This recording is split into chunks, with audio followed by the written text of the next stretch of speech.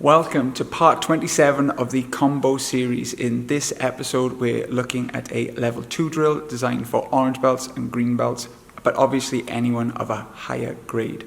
So the combination is a Kapkwan Kunyuk followed by a Teran Huryochago, and that leg then is taken all the way back. So the same leg performs a Dui Frigichagi, also known as a Dui Tolyo Huryochagi, and then finishes off with a stepping Mirio Yepchagi. So that combination in English, it's a back fist followed by a skipping or stepping, depending on your ability, hook kick. The leg takes all the way back, and then you do a spinning hook kick, also known as a wheel kick, and then you do a side kick. And the fun little caveat on this is sometimes the side kick can be middle. That's the best side kick you can do.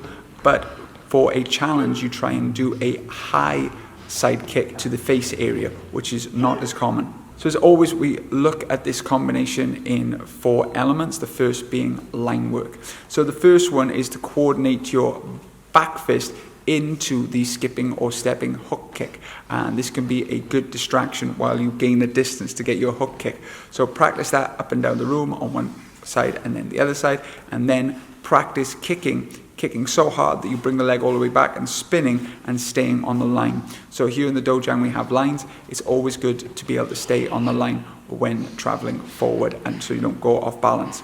And then after that you can then put in the stepping side kick, and again play around doing it middle first, but if you have the flexibility and the strength, you can then go high for a real flexibility challenge.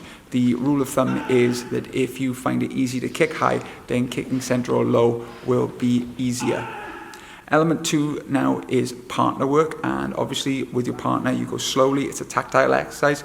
The idea is that you are learning to gain distance on your partner, so stand a little bit further away, use the back fist to come in, and then they perform the hook kick. Now you can either hold up that arm and hold it very lightly so you can take the arm down, or you can practice getting a little bit closer and your partner sways back.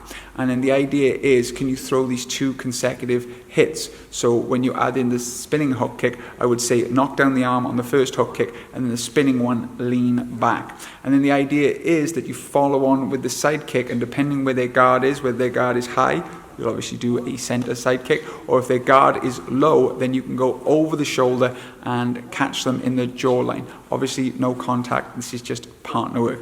Element 3 now, and you could use it with a number of different kinds of pads, but we're going to use a paddle. The back fist is great, so your partner now is learning to skip backwards. So the back fist will be one level, your partner skips back, and then you throw the hook. They then stay there as you do the spinning, and then they turn the paddle around, either at center on their hip, or if you're more flexible, they can hold it higher an angle, and you can try a high side kick, which is very uncommon and very hard to prepare for.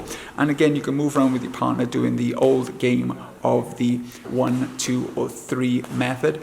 Put the back fist and the hook kick together because they work well, but then you can sometimes add the spin and then sometimes add the side kick, making sure that you are changing stance each time so you don't get dizzy. For element 4, free sparring, the back fist is one of my favorite tools for distracting your partner. A lot of people don't see the back fist coming, and especially when you put a kick after, it's great. Skipping kicks are also good, depending on what stance you're in. The hook going in front of the body, or more tactful is to go in same leg stance and then do the hook kick on the outside of the body, therefore they don't see it coming.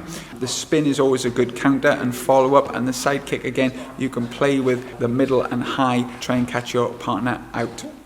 Thank you as always for watching the channel. This is very fun to do, and I hope you're enjoying all the different ways of moving your body and the different training methods. If you have any kicks or punches you'd like to see put into combination, please leave in the comments below, and as always, like and subscribe to the channel. Until next time, Tang Soo.